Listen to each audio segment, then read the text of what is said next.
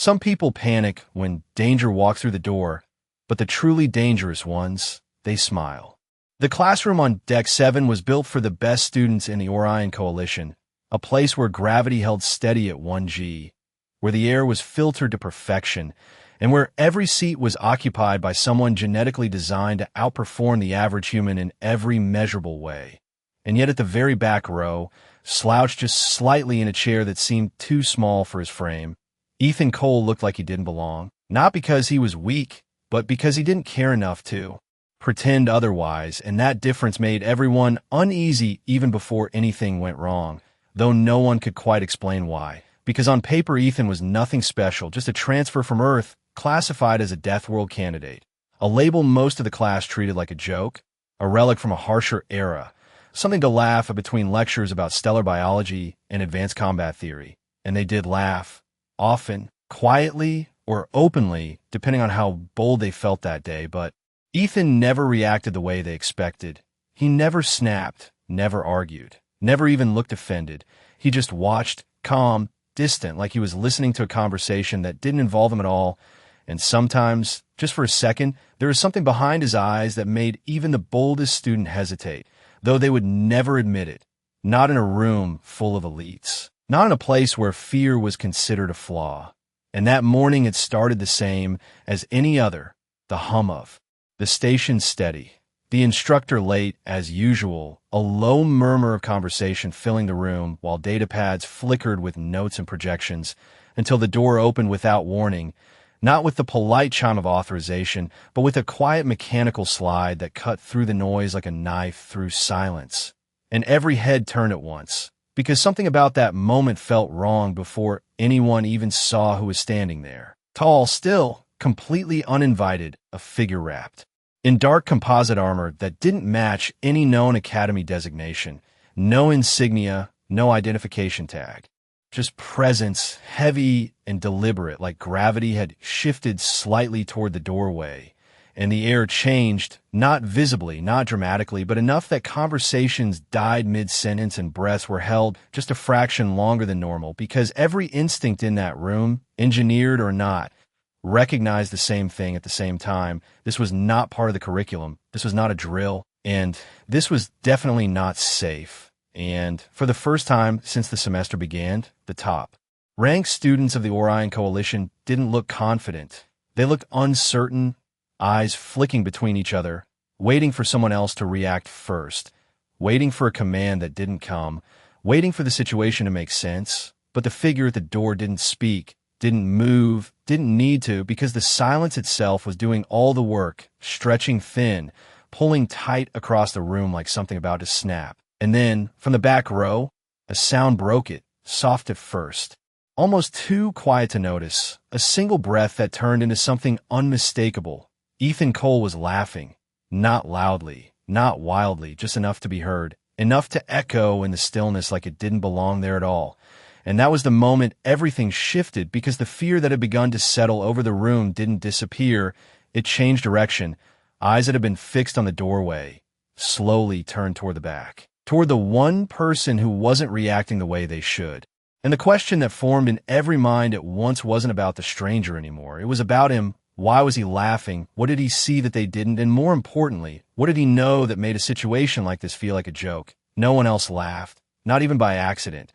Not even out of nerves, because whatever had just stepped into that classroom had stripped the air of anything resembling comfort. And yet Ethan Cole leaned back slightly in his chair like he had just heard a punchline no one else understood, his eyes not wide with fear, but narrowed with something closer to recognition.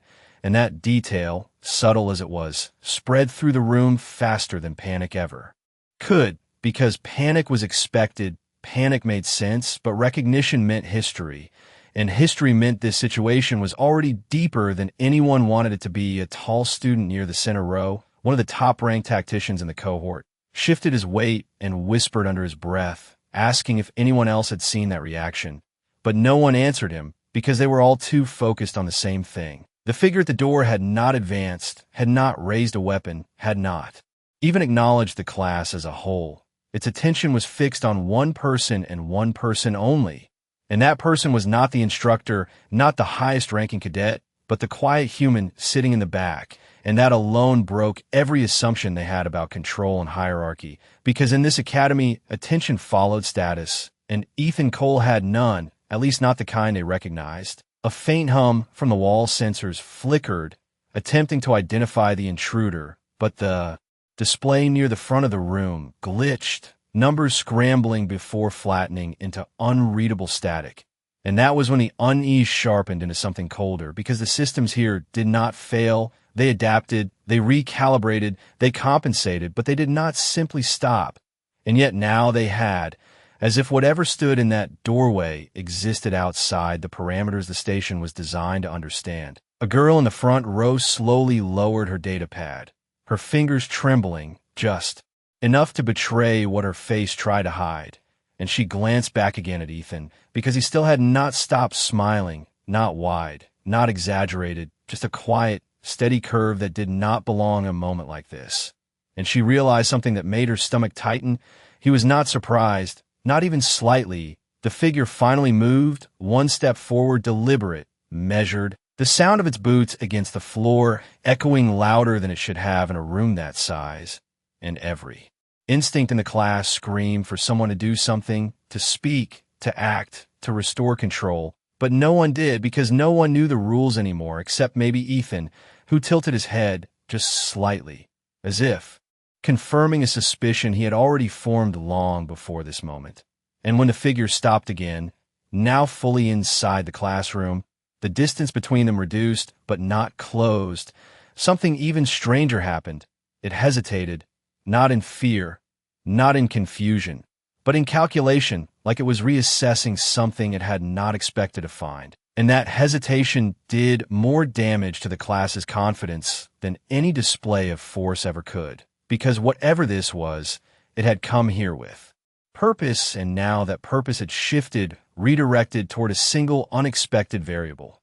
Ethan's voice came then, calm, clear, cutting through the silence without needing to rise. And for the first time since the door opened, someone actually spoke. He said just 4 words, simple, almost casual. You took your time, and the effect was immediate, not explosive, not dramatic, but undeniable. The figure's posture changed by the smallest margin, a fraction of a shift that most would miss, but not the ones watching closely, not the ones trained to read intent. And suddenly the question was no longer what the intruder wanted from the class, but what it wanted from Ethan, and why Ethan sounded like this meeting was not an accident, but an appointment, something arranged long before anyone else in that room even knew there was something to fear. The words should not have meant anything, not to anyone else in that room, but they landed with a weight that no one could ignore, because tone carried more truth than content. And Ethan Cole did not sound surprised. He did not sound afraid. He sounded mildly inconvenienced, like someone waiting for a delayed train rather than facing an unknown threat. And that difference rippled outward, subtle at first, then sharper as it settled into the awareness of every student present. Because if he was not reacting the way they were, then one of 2 things had to be true. Either he did not understand the danger, or he understood it far better than they did. And the second possibility was the one that began to take hold. Slowly, uncomfortably, the figure in the doorway remained still for a moment longer, as if processing the statement. And then its head turned slightly, not scanning the room, not assessing the environment, but focusing entirely on Ethan with a precision that erased everyone else from relevance. The class felt it immediately, that shift in attention, like gravity bending around a single point. And for the first time since the encounter began, the presence in the room did something unexpected. It responded. The voice that came from within the armor was low and controlled, filtered through layers of technology, but still unmistakably deliberate. It said, "You were not supposed to be here." And the reaction that statement triggered was not fear, but confusion, because it implied planning, it implied deviation, it implied that something about this situation had already gone off course. And again, all eyes returned to Ethan, because clearly this was no longer about an intrusion into a classroom. This was about an interaction between 2 individuals who shared a context no one else could see. Ethan did not not step forward. He remained seated, one arm resting loosely on the desk, as if the furniture itself grounded him in a way the room could not. and he let out a quiet breath that almost sounded like amusement, fading into something more thoughtful. Schedules change, he said, simple, direct, and far too casual for the weight of the moment. A few students shifted in their seats, tension building not from what was happening, but from what was not happening. No alarms had triggered, no security. Units had arrived, no automated defense protocols had engaged, and that absence of response became its own kind of signal, because it suggested either a system failure or a system override, and neither option was reassuring. The tall tactician near the center finally found his voice, though it came out quieter than he intended. "Who is that?" he whispered, not to Ethan, not even to anyone specific, just into the space between certainty and fear. But Ethan did not answer, because his attention never left the figure, and that silence answered the question in a way words could not. This was not someone you introduced. This was someone you recognized. The figure took another step, closing the distance just enough to cross an invisible threshold. And again it stopped, as if bound by a rule no one else understood. You were relocated, it continued, extraction was scheduled at a different site. And now the implications grew heavier because the language was wrong for an attacker, wrong for a random threat. This was not someone here to disrupt. This was someone here to retrieve, and that single shift reframed everything. The danger in the room did not decrease, but it changed shape, becoming more precise, more intentional, and far more personal. Ethan's expression did not harden, did not shift into aggression or alarm, but there was a slight narrowing of his eyes, a subtle recalculation, like a variable in an equation had just changed. "Then you should have checked your intel," he replied, and for a fraction of a second, something impossible happened. The figure hesitated again, not because it did not understand, but because it had not expected resistance in this form. Not from someone sitting unarmed in a classroom full of witnesses, and that hesitation confirmed what none of the students wanted to admit out loud. The balance in this room was not defined by who had entered, it was defined by who had been there all along. And for the first time since the door opened, the question was no longer what was going to happen next, but what had already happened before any of them realized they were part of it. The room did not breathe the same way anymore, and even those who had trained their entire lives to control fear could feel something slipping beyond their grasp. Not because of what the armored figure represented, but because of what Ethan Cole did not represent. He was not reacting like prey. He was not reacting like a student. And that absence of expected behavior created a gap in logic that no one in the room could fill. The tall tactician slowly leaned forward, his instincts telling him to analyze, to categorize, to assign threat levels and response protocols. But none of the frameworks he had memorized applied here, because every scenario he had ever studied assumed a shared understanding of danger, and that assumption was now broken. The figure took another measured step, its movement still controlled, still restrained, but now carrying a different weight. Not the quiet dominance of an intruder, but the careful approach of something encountering an unknown variable. "You are outside your designated parameters," it said, the tone unchanged, but the meaning shifting. Less command, more confirmation, and that subtle difference did not go unnoticed, especially by the ones who were watching Ethan instead of the door. Ethan tilted his head, slightly, almost thoughtful, as if considering whether the statement deserved a correction, and then he gave the smallest shrug, a human gesture that felt completely out of place in a room full of calculated precision. "So are you," he replied, and for a brief moment, something like silence deepened. Not the absence of sound, but the absence of certainty, because that exchange had just reframed the entire encounter. This was no longer a simple retrieval, and it was no longer a one-sided operation. This was a situation where both sides had miscalculated, and that realization spread through the room faster than any spoken explanation could. A student near the front, one of the most disciplined in the cohort, slowly reached for the emergency alert panel embedded in his desk, his training finally overriding his hesitation. But before his fingers could make contact, the panel dimmed, the interface fading to black, as if the system itself had decided that intervention was no longer an option. His hand froze mid-motion, and that single failed action confirmed what many had already begun to suspect. Whatever authority governed this station, it was not in control of this moment. The figure's head turned just slightly, not toward the student, but toward the panel, acknowledging the attempt without reacting to it, and then its attention returned to Ethan with renewed focus. Your presence here compromises the directive, it continued, and now there was something new beneath. The words, not urgency, but pressure, like a timeline tightening. Ethan exhaled softly, the faint trace of amusement from earlier now replaced with something more measured, more deliberate.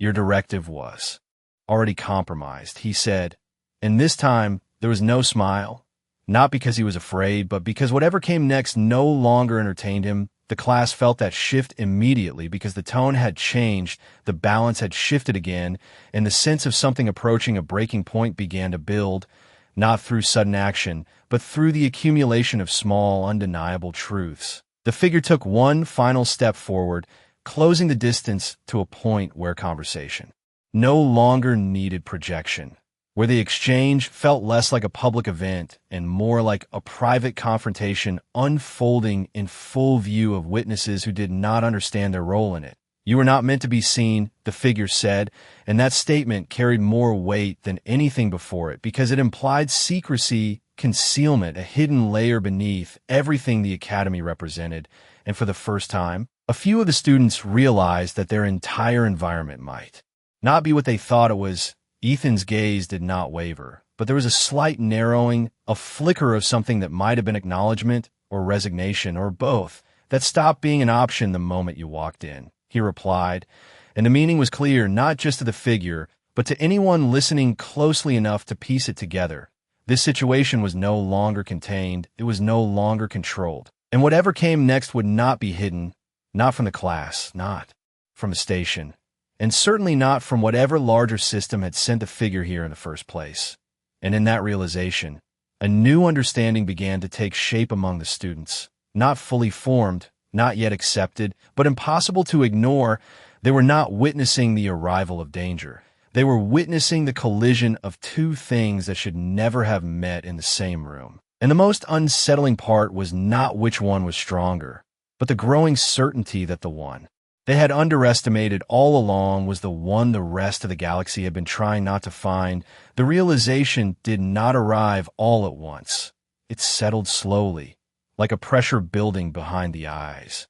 Because the students in that room had spent their entire lives believing they understood the structure of power, who held it, how it moved, how it responded to threats, and now that structure was unraveling in front of them without a single alarm sounding, without a single command being issued, and that silence was louder than anything they had ever trained for, because silence meant control had shifted somewhere else entirely. The armored figure remained where it stood, but its presence no longer dominated the room the way it had when it first entered.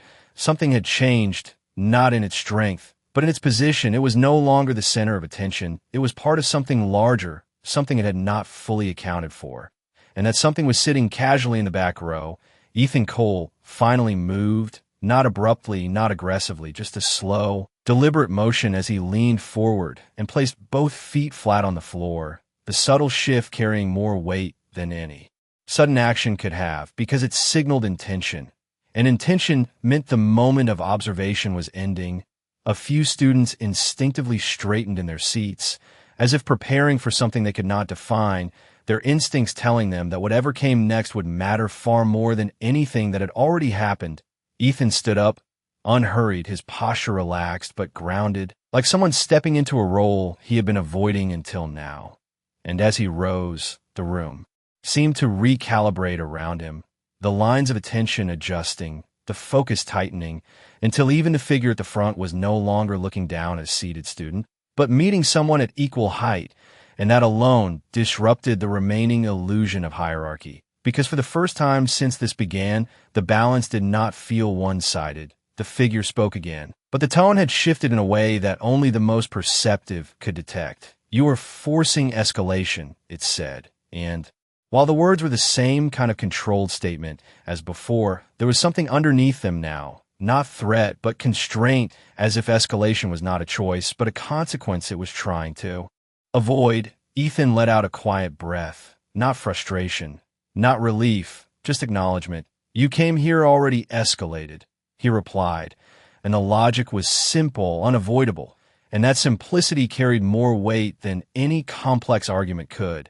because it stripped the situation down to its core. This had never been a contained operation, it had never been quiet, and the presence of witnesses made that undeniable. A student near the side wall finally whispered something that others had been too afraid to say. "What is he?" And this time the question was not directed at Ethan, but about him, and that distinction mattered because it meant the class had crossed a line from seeing him as a peer to seeing him as something else entirely. Ethan did not turn toward the voice, did not acknowledge it, because whatever he was, he had already moved past the need to explain himself to people who were only just beginning to understand the situation.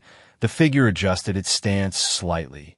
A minimal shift, but enough to signal readiness, not for attack, but for response. And that alone reframed the entire encounter once again, because the one who had entered as the unknown threat was now reacting, adapting, recalculating, while the one who had been dismissed as insignificant was dictating the pace of the moment. "You will come with me," the figure said, more direct this time, less layered. And for a brief second, the room held its breath, waiting for the answer that would define everything that followed. Ethan tilted his head just slightly, considering the statement not as a command, but as an option, and that difference was everything. "No," he said, calm, clear, absolute, and the word did not echo loudly, but carried through the room with a finality that no one could ignore, because it was not defiance born of ignorance. It was refusal backed by certainty. And that certainty was what unsettled everyone the most. The figure did not respond immediately, and in that pause, something became clear to every observer present. This was not a situation where power would be demonstrated in obvious ways. This was a confrontation defined by control, by knowledge, by understanding, of rules that no one else in that room had been taught. And as that understanding settled in, a new question began to form, not about what Ethan could do, but about what had created someone like him in the first place, because whatever answer existed, it was far more dangerous than anything that had just walked through the door. The word hung in the air longer than it should have, simple, direct, and completely unyielding. And for a moment, no one in the room understood how something so small could carry so much weight, because refusal was not part of the system they had been raised in. Not here, not in a place where hierarchy dictated response and compliance was assumed as a baseline behavior. Yet Ethan Cole had just stepped outside that structure as if it had never applied to him in the first place. And the effect was immediate, not explosive, but deeply destabilizing. The armored figure did not advance, did not repeat the command. Instead, it remained still, as if recalculating a path that no longer aligned with its original directive. And that hesitation, that pause in execution, was what confirmed the shift more than anything else, because hesitation implied uncertainty, and uncertainty meant the situation had moved beyond prediction. A low hum returned to the walls, as if the station itself was attempting to reassert some level of control, faint lights flickering back to life along the panels. But the systems did not fully recover. They hovered in a state of partial awareness, like something watching from a distance but choosing not to intervene. And that selective silence was more unsettling than a complete shutdown, because it suggested observation, not failure. A few students exchanged glances, their confidence eroding not because of what they saw, but because of what they could not categorize. Their training had prepared them for threats, for engagements, for clear lines of action and response. But not for this, not for a moment where the most dangerous presence in a room was not the one that had entered. Ethan took a single step forward, closing the gap by a fraction, and that movement, small as it was, carried a gravity that drew every eye back to him. His posture remained relaxed, but there was something else now, something grounded, something that felt less like a student standing in a classroom and more like someone who had chosen his position very carefully. "You already know I'm not going anywhere," he said, his voice steady, not raised, not forced, just certain. And certainty in a moment like this was more disruptive than any show of strength, because it removed doubt. It removed negotiation. It removed the illusion that this interaction could end the way it was originally intended. The figure's response came slower this time, not because it lacked an answer, but because it was choosing one. Non-compliance triggers contingency, it said, and the phrasing was precise, clinical, but now it carried a different undertone. Not warning, but acknowledgement, as if both sides understood what that meant without needing further explanation. Ethan exhaled quietly, almost as if he had been expecting that exact line. "Then you should have brought a better plan," he replied, and again the simplicity of his words cut deeper than anything complex could have, because it exposed a flaw, not in execution, but in design. The figure shifted its stance again, a minimal adjustment, but enough to signal that whatever came next would not follow the original path. And that was when the students began to understand something that had been building since the moment the door opened. This was not an encounter where one side would dominate the other through force. This was something else entirely, something defined by knowledge, by preparation, by an understanding of variables that extended far beyond the walls of that classroom. A girl near the front slowly leaned back in her chair, her earlier fear replaced with a different kind of tension, the kind that comes from witnessing something that changes how you see the world, because the structure she had trusted, the hierarchy she had believed in, no longer held the same. Meaning, not after seeing a human stand in front of something that had shut down an entire system and respond with nothing but calm certainty. The figure spoke again, but this time the words were different, shorter, more direct. "You were not meant to remember," it said, and that sentence shifted the entire context once more because it implied history. It implied alteration. It implied that whatever Ethan Cole was, he had once been something that needed to be hidden. And that revelation landed harder than any threat could have. Ethan's expression did not change dramatically, but there was a flicker there, something brief and controlled, like a memory passing behind his eyes that he chose not to fully engage with. "That was the mistake," he said quietly, and the room fell into a deeper silence than before, because now the situation was no longer just about presence or refusal. It was about truth, about something that had been buried and was now standing in plain sight. And as that realization settled in, the students understood something that none of them would forget. They were not watching a confrontation begin. They were watching something long hidden finally surface, and the most unsettling part was not that it existed, but that it had been sitting among them the entire time, unnoticed, until it decided to be seen. The words settled into the room like something irreversible, not loud, not dramatic, but final in a way that no one could ignore, because once something hidden is acknowledged, it cannot return to being unseen, and that was the exact point the classroom had reached. The moment where whatever Ethan Cole represented had crossed from background anomaly into undeniable reality, and the students felt it in the way their instincts shifted, no longer trying to categorize him as weak or irrelevant, but trying to understand where he fit in a system that suddenly felt incomplete. The armored figure remained still, but its stillness had changed again.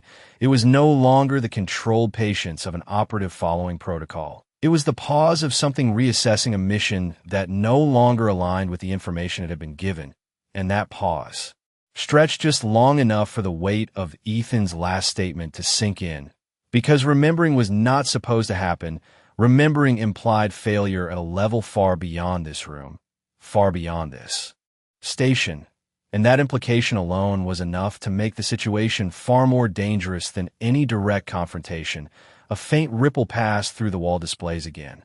But this time it was different, not a glitch, not a malfunction, but a quiet, almost deliberate suppression, as if the system was actively choosing to reduce visibility, to limit recording, to contain information without interfering physically. And that subtle action confirmed what the more perceptive students were beginning to realize. This was being watched, not by security, not by local authority, but by something higher, something that understood exactly what was unfolding and had decided not to stop it.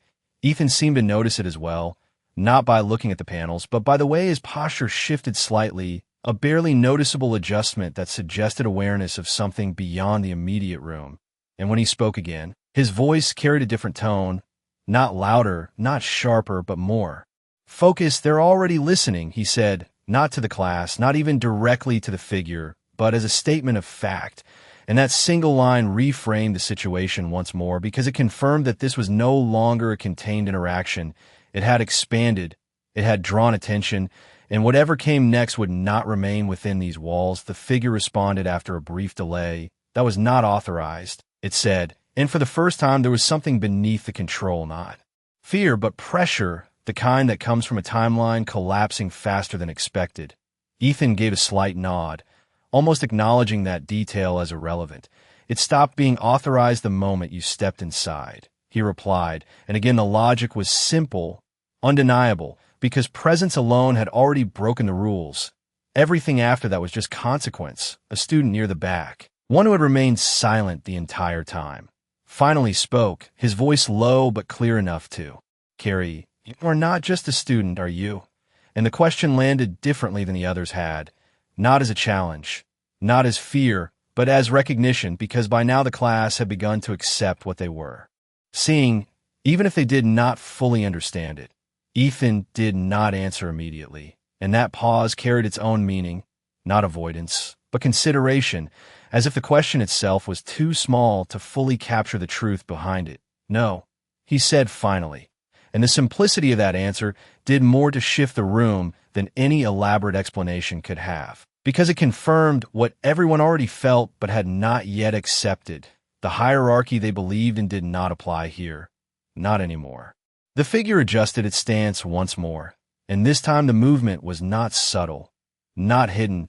It was deliberate, a clear signal that whatever came next would move beyond conversation, not into chaos, not into visible conflict, but into resolution, one way or another. "Then you understand what happens next," it said, and the statement was not a threat.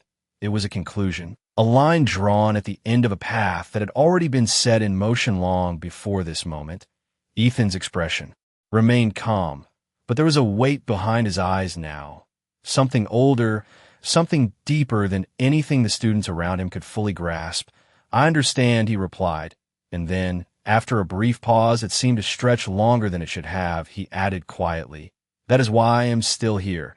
And that final line settled into the room with a clarity that no one could ignore, because it answered the question none of them had thought to ask. He was not trapped here. He was not misplaced. He had chosen to stay.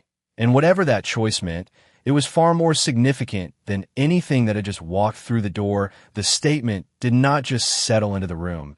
It reshaped it, because choice was something none of them had considered before this moment.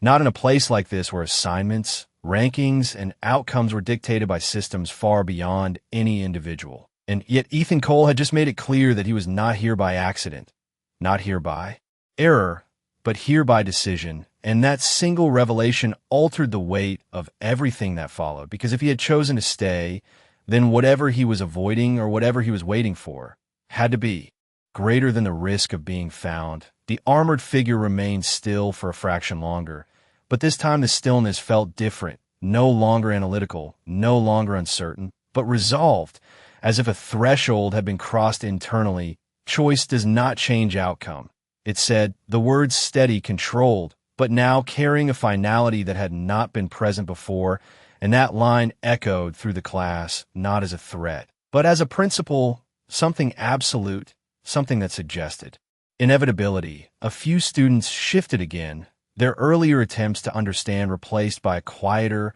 more unsettling realization. They were no longer observing a situation that could be predicted or influenced. They were witnessing something that was already in motion, something that would reach its conclusion regardless of their presence. Ethan did not react immediately, but there was a subtle change in his expression, not fear, not defiance, but something closer to recognition, like hearing a familiar argument repeated one too many times. "That depends on who is defining the outcome," he replied, and the simplicity of that answer struck deeper than any direct contradiction could have, because it introduced a variable that the figure had not accounted for: perspective, control, authorship of events. And in that moment, it became clear that Ethan was not just resisting the directive. He was reframing it entirely. The figure took one final step forward, closing the remaining distance to a point where the space between them felt less like a classroom and more like a boundary between two opposing frameworks. You are still bound by the same system, it said, and the statement was not a question. It was an assertion, a reminder, but also a test. And for the first time since this began, Ethan's gaze sharpened slightly, not dramatically, but enough for those watching closely to notice. That is where you are wrong, he said quietly, and the shift in tone carried more weight than anything before it, because it was not just a response, it was a correction, a line drawn between assumption and reality. The room felt smaller in that moment, not physically, but perceptually, because the students were no longer observing two individuals. They were observing two entirely different understandings of the same universe, one defined by control, structure, and inevitability, the other defined by choice, awareness, and something far less predictable. A faint vibration passed through the floor, subtle but unmistakable, and several students instinctively looked toward the ceiling, expecting some kind of reinforcement or intervention. But nothing came, no announcement, no system override, just the continued absence of authority, and that absence was now impossible to ignore because it confirmed what had been building since the beginning. Whatever governed this place had chosen not to interfere, not because it could not, but because it would not. Ethan seemed to register the shift as well, his posture adjusting slightly, grounding himself not in the room, but in the moment, as if preparing for something that extended beyond the immediate interaction. They are not coming, he said, and this time the statement was directed not just at the figure, but at the class as well, because they all needed to understand it. The systems they trusted were not going to step in, not now. Not for this, the figure's response came without delay. They do not need to, it said, and that line carried a different kind of weight, not external authority, but internal certainty, as if the outcome had already been decided elsewhere, long before either of them stepped into this room. And that was when the final shift began to take hold among the students, not fear, not confusion, but realization, because they were starting to understand that this was not a conflict between strength and weakness, not even between hunter and target. This was something else entirely, something far more complex, a collision between something that followed rules and something that did not. And as that realization settled in, one truth became impossible to ignore. The most dangerous thing in that room was not the one enforcing the system. It was the one who had stepped outside of it and decided to stay anyway. By the time the last words faded, the room no longer felt like a classroom at all. It felt like a place that had been repurposed in real time, stripped of its original function, and turned into something else entirely, something that existed outside the structure every student had relied on since the day they were admitted, because the rules that governed everything here were no longer being enforced, and the absence of those rules created a silence that pressed in from every direction, not empty, but full of unanswered questions. The armored figure did not move again, but it no longer needed to. Its presence had already shifted from active agent to fixed point, something steady in contrast to the growing instability around it. And yet even that steadiness felt incomplete now, because for all its precision, for all its control, it was reacting, adjusting, responding to variables it had not anticipated, and that realization carried more weight than any visible display of power. Ethan Cole stood just a few feet away, still calm, still grounded, but there was something else now, something deeper than the quiet confidence he had shown before, something that suggested this moment was not new to him, not unfamiliar, but part of a pattern he had already seen play out in different forms. The students felt it even if they could not define it, the sense that they were no longer witnessing the beginning of an event, but the continuation of something that had started long before any of them were involved. One of the students near the back slowly shook his head, more to himself than anyone else, as if trying to reject what his instincts were telling him, because the idea that someone like Ethan could exist within the same system as them without detection did not just challenge their assumptions. It broke them entirely, and once broken, those assumptions could not be rebuilt the same way again.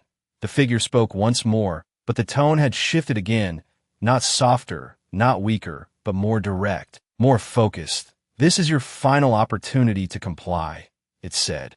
And the phrasing was clear, absolute, the kind of line that usually marked the end of negotiation. But in this room, in this moment, it did not carry the same authority it was meant to, because Authority required recognition, and recognition was no longer guaranteed. Ethan did not respond immediately. And that pause was not hesitation. It was deliberate, a measured space where something internal was being weighed, not the outcome, but the cost. And for the first time since this began, the students could see it, not uncertainty, but calculation, not fear, but consideration. Because whatever choice he made next would not just affect him, it would affect everything that had been exposed. By this encounter, he finally spoke, his voice steady, but quieter than before, not because he lacked conviction, but because the moment did not require volume. "You already know the answer," he said, and the simplicity of that statement carried a finality that made the previous command feel almost unnecessary, because the outcome had already been decided, not in this room, not in this moment, but long before. The figure remained still for a fraction longer, and then, slowly, deliberately, it did something that none of the students had expected. It lowered its posture, not in submission, not in defeat, but in acknowledgement, a subtle shift that changed the entire dynamic of the encounter because it was not reacting to resistance. It was recognizing it, and that distinction mattered more than anything else that had happened. A ripple of realization moved through the class, quiet but undeniable, because they were beginning to understand that this was not a confrontation where one side would overpower the other. This was something else, something defined by understanding, by recognition of limits, by the acceptance that not all variables could be controlled. The figure's voice came one final time, but now it carried something new, not pressure, not urgency, but clarity. "Then the situation is confirmed," it said, and that line did not sound like a threat. It sounded like a report, like a conclusion being transmitted beyond the walls of the room. And that was when the final piece fell into place for the students. This was not just about Ethan being found. It was about something larger acknowledging his existence, something that had been searching, calculating, waiting, and had now reached a point where the truth could no longer be contained. Ethan exhaled slowly, not in relief, not in tension, but in acceptance, because whatever came next was no longer about avoiding detection. It was about facing what that detection meant.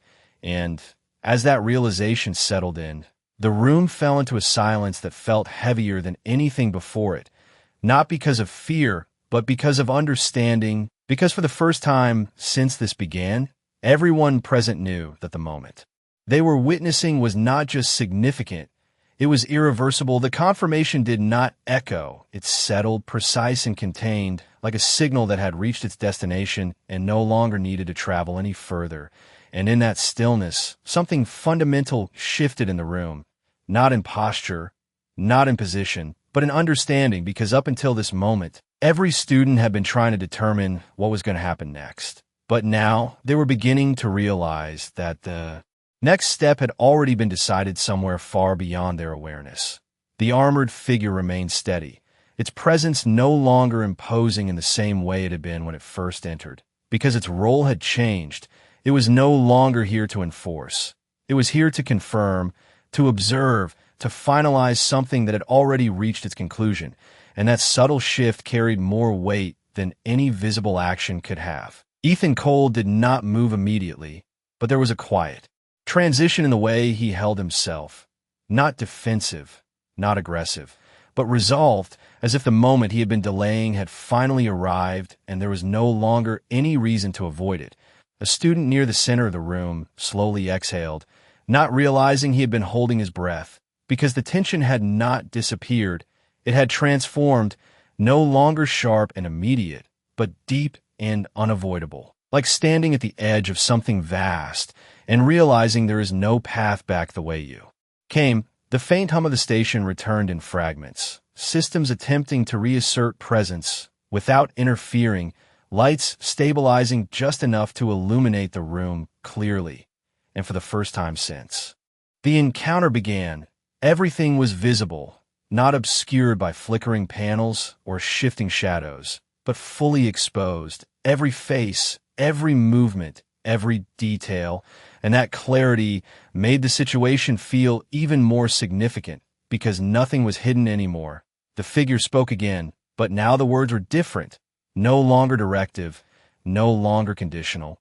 "Transmission complete," it said, And the phrasing removed any remaining ambiguity. This was no longer an isolated interaction. This was a message sent and received, a report delivered to something beyond the walls of this classroom. And that realization settled heavily over the students because it meant that whatever Ethan Cole was, whatever he represented, it was no longer contained within this room. It had been acknowledged on a scale they could not comprehend. Ethan's gaze did not shift toward the figure, but toward the space beyond it. Not physically, but mentally, as if he could sense the direction of that transmission, the destination of that report.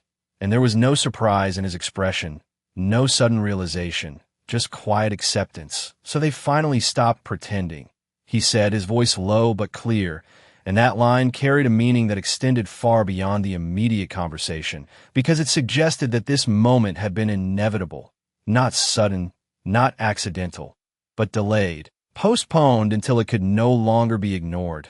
The figure did not respond immediately, and in that silence, the students began to understand something that had been building throughout the entire encounter. This was not about control, not about dominance, but about recognition, about something that had existed in the shadows now being brought into full view.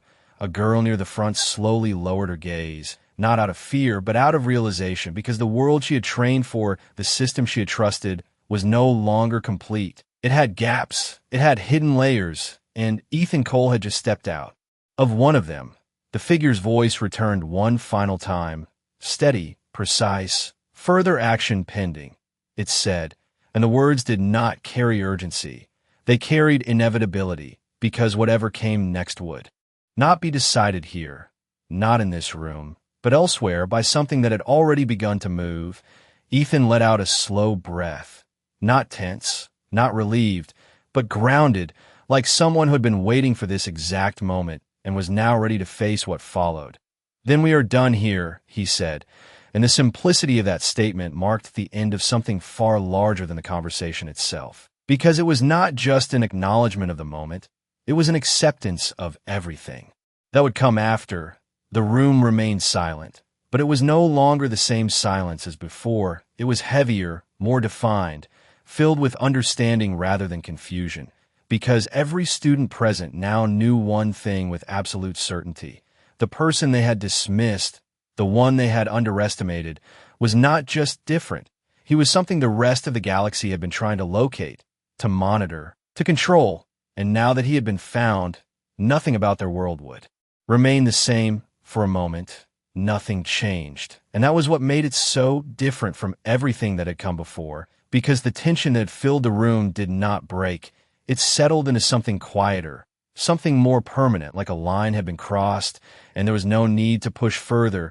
The armored figure did not advance, did not issue another command. It simply stood there, as if its purpose had already been fulfilled.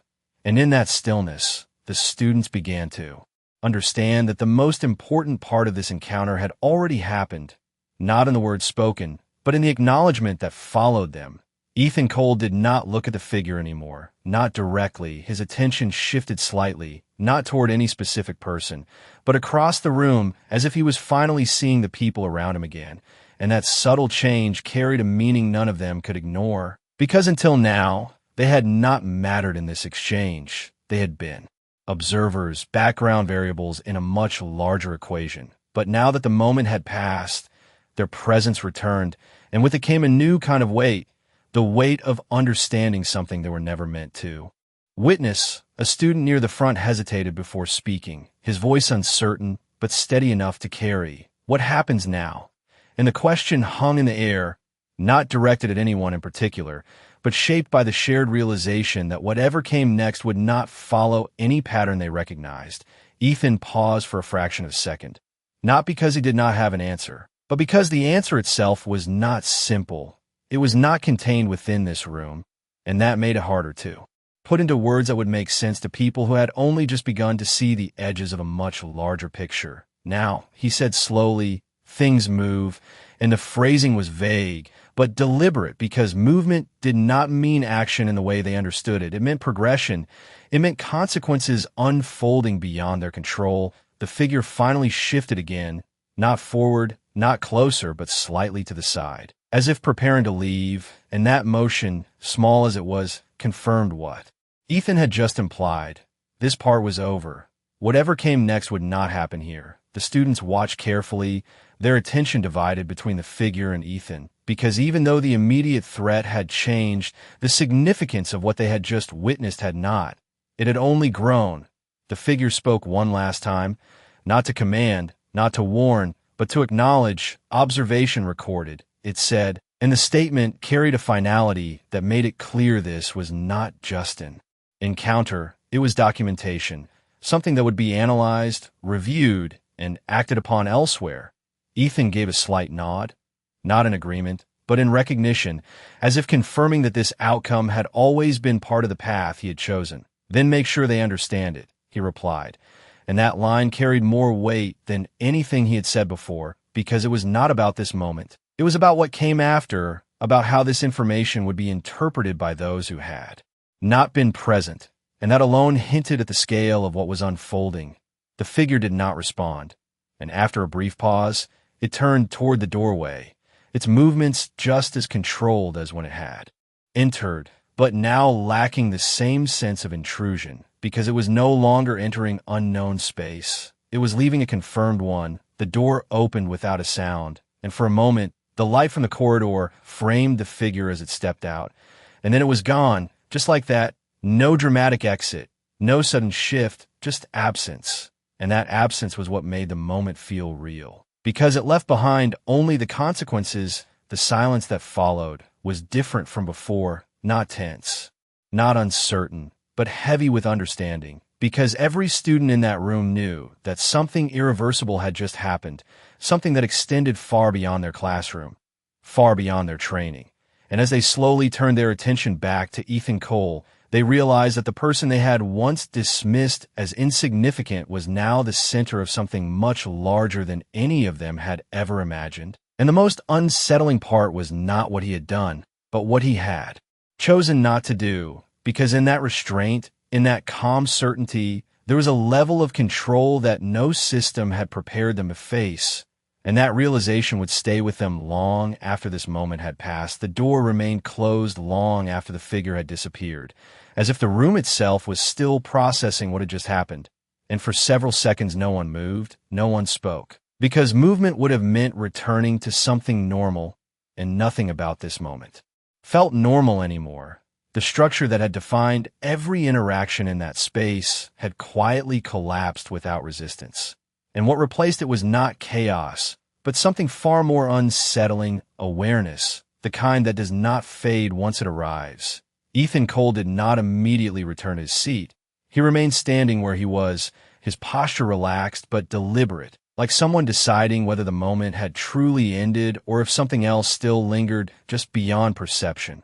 A faint sound broke the silence, not from the walls, not from the systems, but from one of the students shifting in their chair, a small movement that felt louder than it should have because it marked the beginning of something new, the return of individual thought in a space that had just been dominated by something much larger. The tall tactician finally stood up, slower than he normally would, his confidence tempered by everything he had just witnessed. And when he spoke, his voice carried a weight that had not been there before. "You knew they would come," he said, not accusing, not fearful, but searching, because the question mattered more now than anything else. Ethan turned his head slightly, acknowledging the voice without fully facing it. And for a moment it looked like he might not answer, not out of reluctance, but because the answer itself was not simple. It was not contained within a single explanation. "Eventually," he said, and that single word carried an entire timeline within it, something long, drawn out, inevitable, and that implication settled heavily over the room, because it meant this was not a sudden event. It was the culmination of something that had been unfolding. For a long time, a student near the front leaned forward, unable to hold back any longer. "Then why stay?" she asked, and this time the question carried something different. Not confusion, but genuine curiosity, because now they understood that staying had been a choice, and choice implied purpose. Ethan finally turned to face them fully, not as an outsider, not as something separate, but as someone who had been among them this entire time, and his expression was calm, But there was something deeper behind it, something that suggested the answer mattered more than the question itself. Because leaving changes the wrong things, he said, and the phrasing was not immediately clear, but it carried enough meaning to shift the way they thought about everything that had just happened, because it implied that his presence here had not been random, it had been necessary. A few students exchanged glances, their earlier certainty replaced with a growing realization that they had been part of something without understanding it, part of a balance that had been maintained without their knowledge. The lights above flickered once more, but this time they stabilized completely, the systems returning to full functionality as if nothing had happened. And that restoration felt almost surreal, because the environment had reset, but the people inside it had not. The tall tactician stepped closer, not aggressively, but with intent. They were not afraid of us, he said, more as a statement than a question, and Ethan's response came without hesitation. No, he said simply, and that answer landed harder than anything else, because it confirmed what they had all begun to suspect. The presence that had entered the room had not come for them. It had not even considered them relevant. They had been background noise in a much larger interaction. The students swallowed slightly before continuing. They were afraid of you. And this time it was not a question. It was understanding, and Ethan did not deny it, did not deflect it. He simply met their gaze for a moment before looking away again, not out of discomfort, but because the truth did not need to be emphasized further. It was already clear. The room fell quiet again, but this silence was different from the ones before. It was not filled with tension or uncertainty. It was filled with something heavier, something more permanent, perspective, because every person in that room now understood that the world they thought they lived in was incomplete, that there were layers they had never been shown, forces they had never been taught about, and that one of those forces had been sitting quietly among them, unnoticed, until it decided to stop hiding. And as that realization settled in, one final truth became impossible to ignore. Whatever came next would not be about catching up to what they had missed. It would be about learning how to exist in a reality that was far more complex than anything they had been prepared for. The room did not return to what it had been. Even as the lights steadied and the systems resumed their quiet, controlled hum, because something fundamental had shifted in a way that could not be undone. Not by routine, not by denial, not by time. The students remained where they were, but their stillness was no longer driven by shock. It was driven by understanding, the kind that settles slowly and changes. How everything is seen from that moment forward. Ethan Cole finally moved again, not with urgency, not with hesitation, but with a calm that suggested the moment had reached its natural conclusion. He stepped back toward his desk and rested his hand lightly against its edge, not sitting yet, just grounding himself in a place that had once defined him in their eyes, but no longer did. The tall tactician watched him closely, not with suspicion, not with fear, but with something closer to respect. The kind that comes from recognizing a gap in knowledge and choosing not to ignore it. They will come again, he said, not as a warning, but as a statement of inevitability.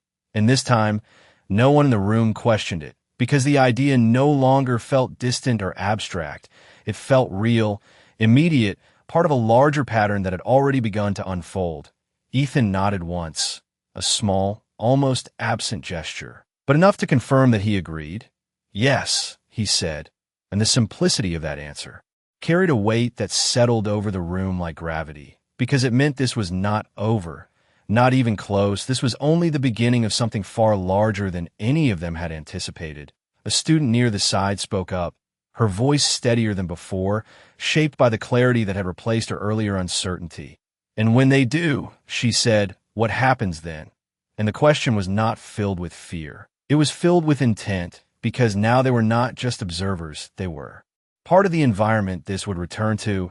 Ethan looked at her for a moment, not assessing, not judging, but acknowledging, and in that brief exchange, something shifted again, smaller this time, but just as meaningful, because it marked the first time he was including them in the reality he had been carrying alone. Then things will be different, he said, and while the words were simple, their meaning was not, because different did not mean better or worse, it meant changed, altered in ways that could not be reversed. The class absorbed that quietly, no longer resisting the implications, no longer trying to fit them into familiar frameworks, because those frameworks no longer applied. The tall tactician took a slow breath before speaking again. "You stayed for a reason," he said, and this time was not a question, it was recognition. Ethan met his gaze briefly, and for the first time since the encounter began, there was something in his expression that felt almost human in a way they could relate to, not distant, not detached, but present. "Yes," he said, and then after a short pause, he added, "because someone has to understand this before it arrives." And that line carried more weight than anything that had come before it, because it shifted the focus from him to them, from what he was to what they might become. The room fell silent again, but this silence was not heavy or tense. It was steady, grounded, filled with a kind of clarity that had not existed before, because every person in that room now understood that they were no longer preparing for the future they had been promised. They were standing at the edge of something new, something unknown, and they had already taken the first step into it without realizing. Ethan finally sat down, the motion simple, almost ordinary, but nothing about it felt the same as before because the context had changed, the meaning had changed, and as he settled back in his seat, the distance between him and the rest of the class no longer felt like separation. It felt like perspective, something that could be crossed, learned from, understood over time. And as the faint hum of the station continued around them, steady and controlled, one truth remained clear in every mind present. The world they thought they knew had not been broken. It had been expanded, and at the center of that expansion was a single realization that none of them would ever forget. The human they had once dismissed as insignificant was not just different. He was the reason the rest of the galaxy had been watching in the first place. And now that they had seen it for themselves, they could never go back to seeing anything the same way again.